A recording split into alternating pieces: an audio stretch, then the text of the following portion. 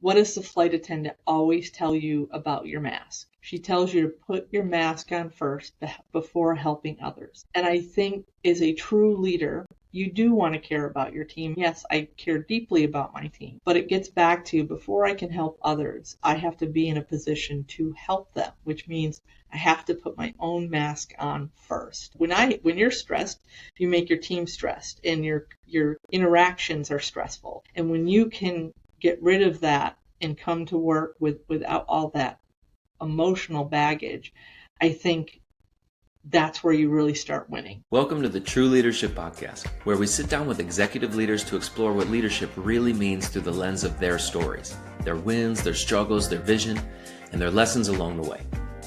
I'm Ty Hammond, founder of One Mountain Leadership and creator of the True Leadership Approach, an awareness-based path that helps leaders shift their focus from what to do about their problems to how to grow from them. Whether you're just stepping into leadership or are well-seasoned and at the top of your game, your potential won't be realized following someone else's script.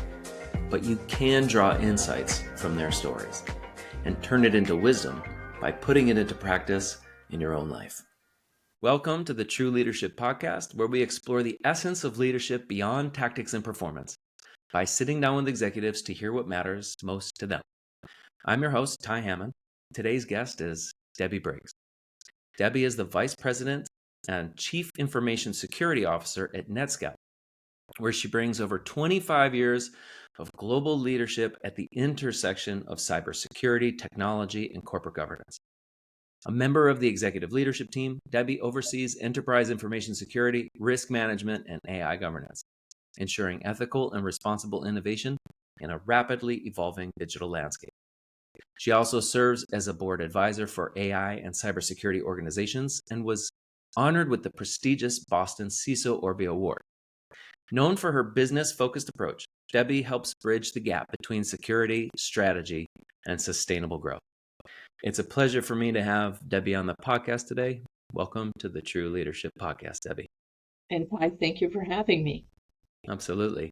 Always opening here with this beginning question. Every leader, of course, every human, we have a beginning.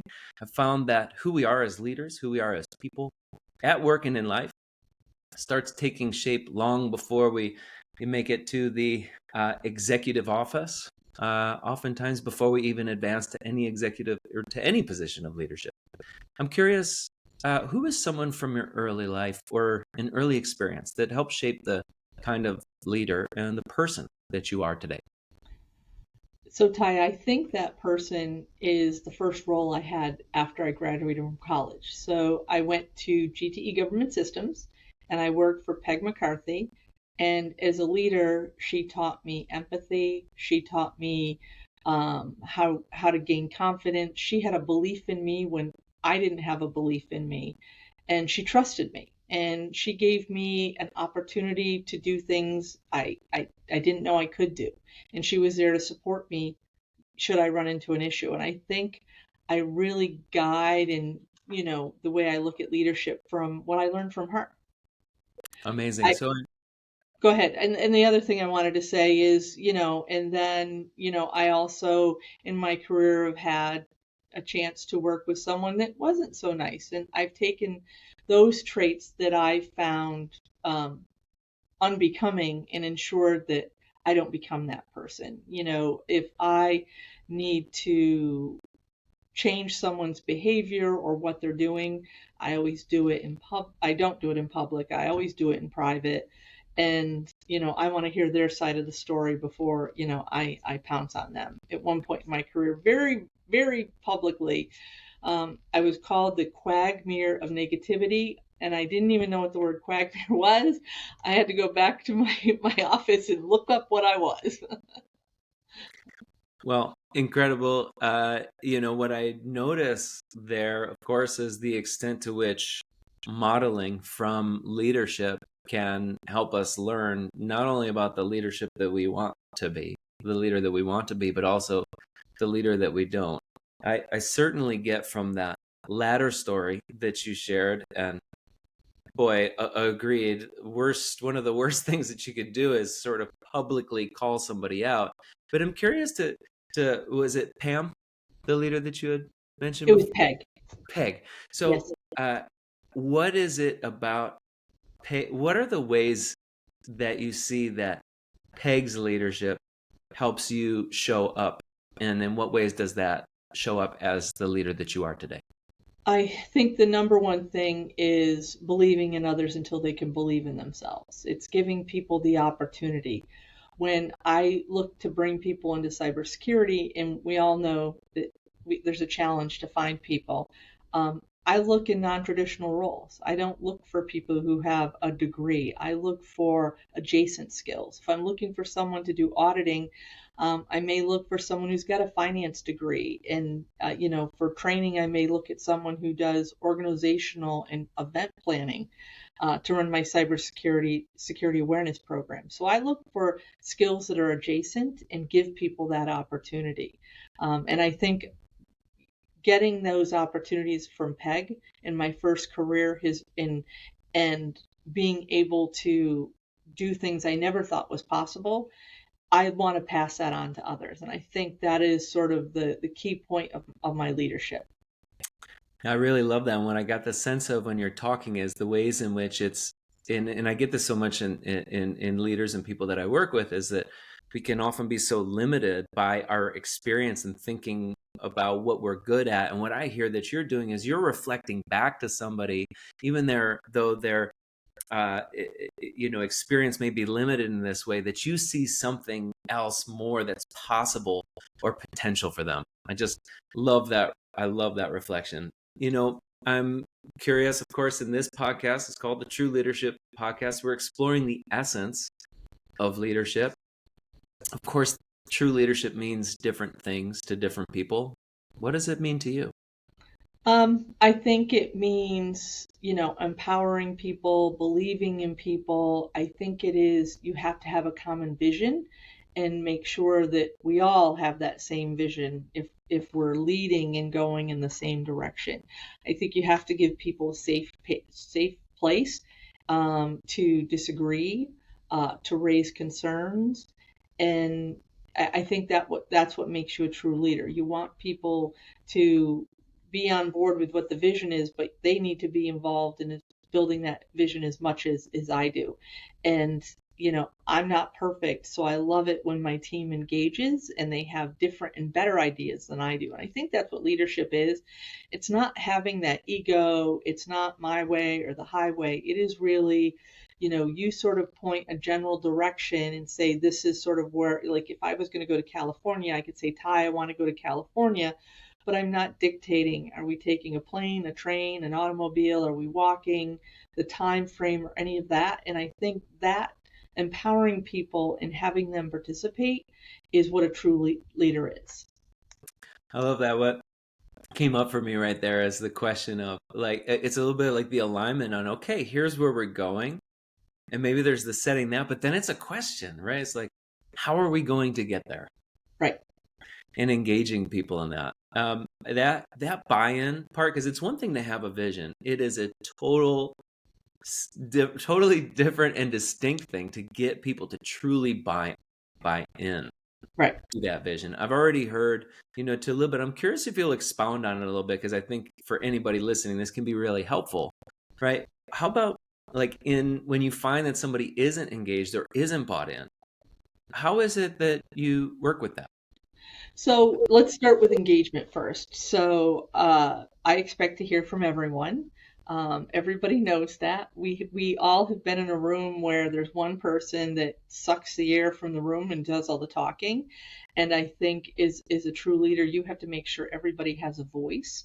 And if you can't get them comfortable in a public, even if it's a small team meeting, have that conversation with them before so that what their point of view is. And maybe that's where you can start. I was having a discussion with Ty earlier today, and here are some of his thoughts. So bringing their thoughts forward, or if they feel comfortable, maybe I start with the most introverted person, because what you find lots of time is if you start with your extroverted people or the people who raise their hands the fastest, by the time you get around to hearing everybody's voices, you hear, yeah, it's already been said, or ditto. So I try to really, work with the team, and they all know that I want to hear from them. And so, but I'm not going to put them in, if they don't have an idea, I'm not going to force them or give everybody blank stares until they have something.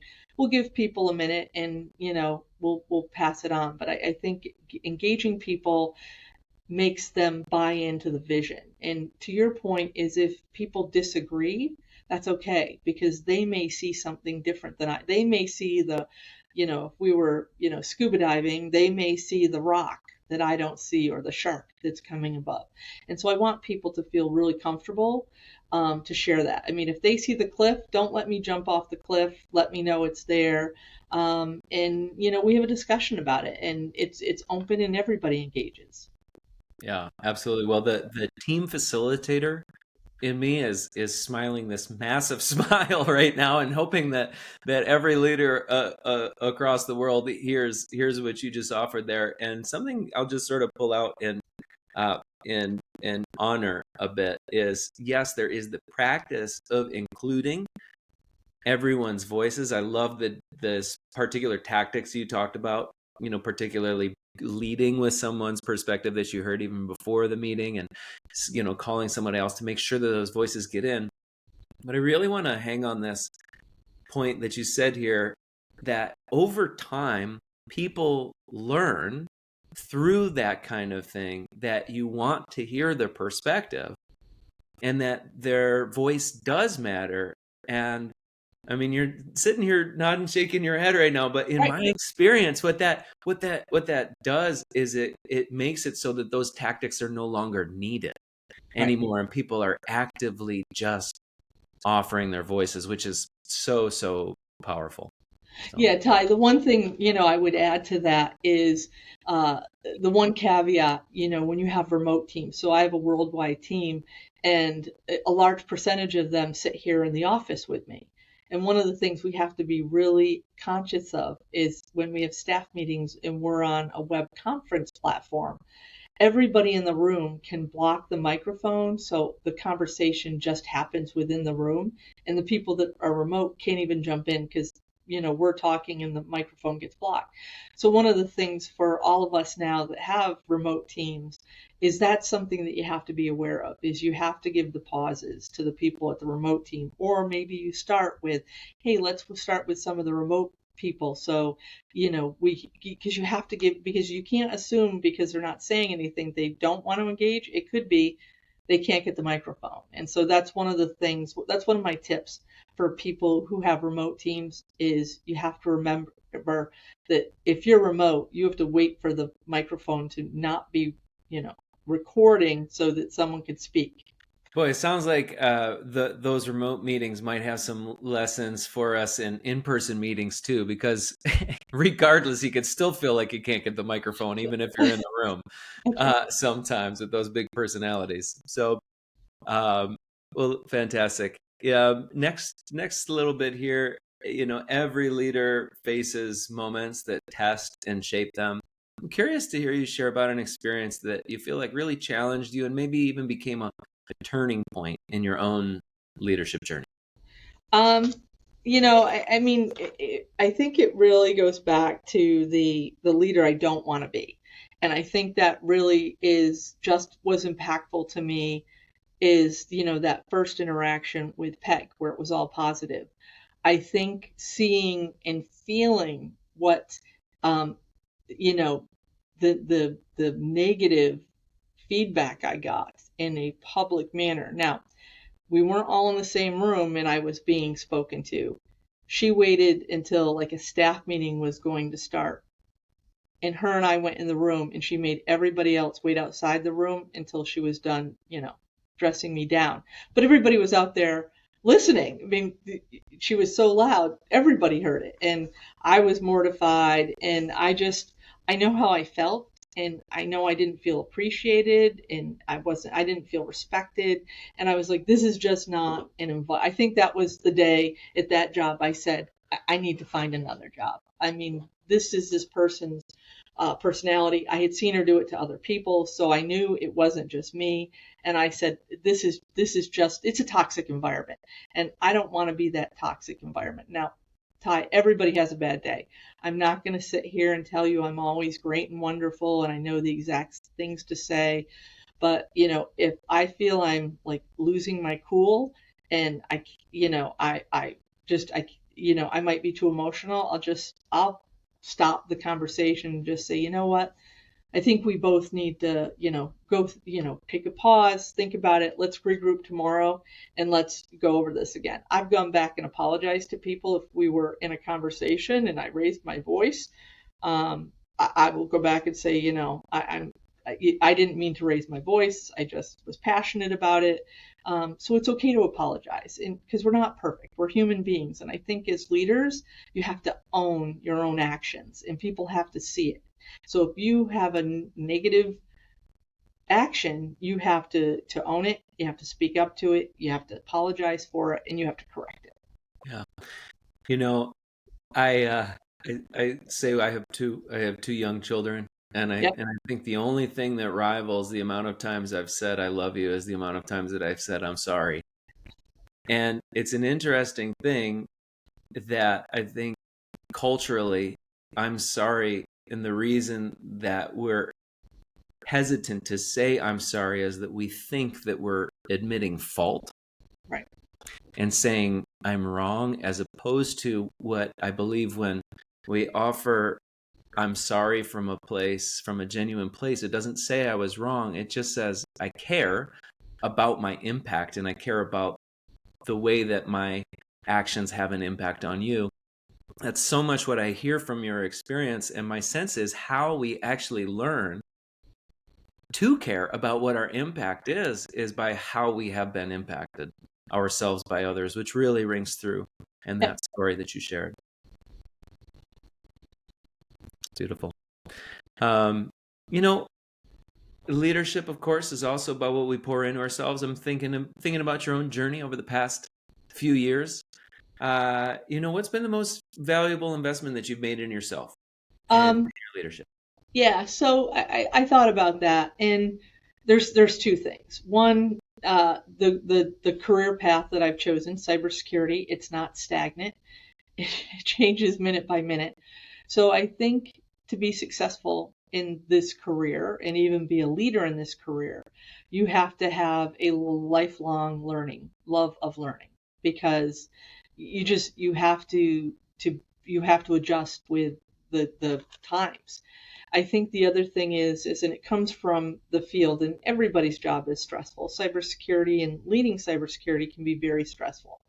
And I think what I've done most for myself is I recognize the stress of my job was impacting my health.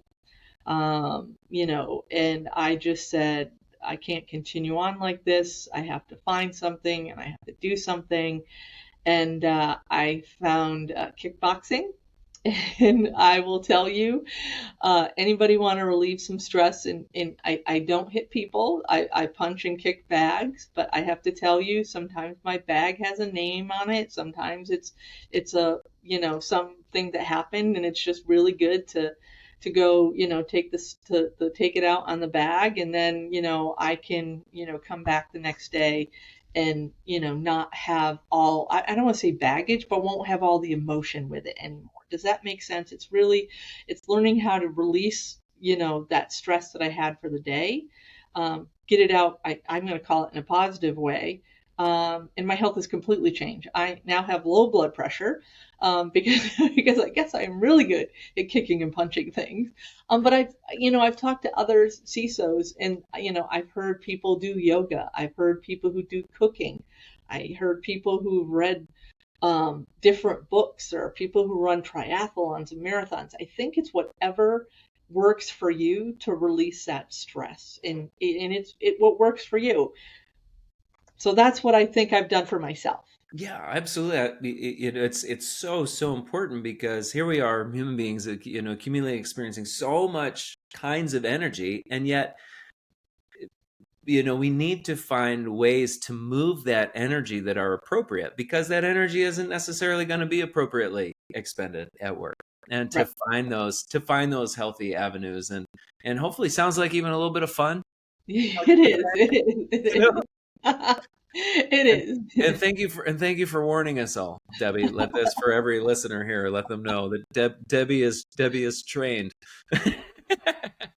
Well, so Ty, I tell everybody that if anybody approached me and wanted to fight, I would have to be like, "Hold it! I gotta run to my car and get my gloves." Yeah. Uh, uh, I like to punch and kick, but I don't want to hurt myself. exactly. Well, I was kind of thinking, there's got to be a little quip in there or something like, "Get rid of your baggage, just give it to the bag," or something like that. Uh, so leadership, of course, is so much about what we're shaping for tomorrow. You've already spoken about the importance of vision and getting that buy-in and alignment towards that vision. I'm curious, what's your own vision for your leadership, your legacy, and the impact that you want to have in the years ahead? Um, I hope my legacy is everyone who has worked for me, with me, on a project with me, at some point in their career looks back and says, "This was very positive." It would be outstanding if someone said, "I sort of took my leadership style from, Deb Briggs and the way she treated me, the way she did held the team together, how she led us is the foundation of my leadership skills." And I think not only the leadership skills in engaging the people and achieving the goal, but it's also the amount of accomplishments and how successful you have been in those accomplishments. You have to marry those two. You want to accomplish things, but you want to have everybody on the bus with you. No one jumping out the window because they didn't want to work with you and it wasn't a great experience for you. So I think that's what I want my leadership, legacy to be is, a lot of people saying, she gave me an opportunity, brought me into cybersecurity, the whole team rallied behind me. They gave me the skills I needed. And I hope that's my legacy, that people look back and said, "I never thought I would be in cybersecurity. She believed in my skills and what I could do, and I'm successful." Fantastic. Well, I really, truly believe that it is a necessity for leaders to pay attention to both that impact and the outcome. In other words, not just, where did we get, but how did we get there? And not just how did we get there, but where did we get? Right. And I really very clearly sense your care for people. And I would not be surprised. We'll see how long the True Leadership podcast goes, but I would not be surprised if we end up having somebody on the True Leadership podcast that gives you a shout out, Debbie, in the same way that you gave a shout out for Peg. And I'm hearing from you that that's the best kind of compliment that you could get. It would be, yes. Beautiful. So last question here is a bit more of an invitation. You have the time and the space here to offer to our listeners whatever it is that is most in your mind and heart to share. Anything at all? Take your time. Floor is yours. So, I thought of this at another panel, and as soon as I said it, it resonated with me. And Ty, we've all recently flown, and when you're on a plane, what does the flight attendant always tell you about your mask? She tells you to put your mask on first before helping others. And I think as a true leader, you do want to care about your team. And yes, I care deeply about my team. But it gets back to before I can help others, I have to be in a position to help them, which means I have to put my own mask on first. And that may not be a natural tendency that we all have. Which is why, like I said, I stopped and said, the stress is getting to me and, I need to do something for myself. And I think because I stopped and did that, I am a much stronger leader because I'm more, I don't want to say I'm more present, but I'm more able to handle everything that's coming at me day to day. I think I can engage better with the team because, when you're stressed, you make your team stressed, and your interactions are stressful. And when you can get rid of that and come to work without all that emotional baggage, I think that's where you really start winning. And so I tell everybody, just like the flight attendant does, put your mask on before you try to help other people. I also think that as leaders, it is up to us to continue our legacy forward. And it doesn't have to be within the job that you work. I do a lot of volunteer work. I'm on some nonprofit boards. Love to be on an enterprise board someday, but right now it's nonprofit.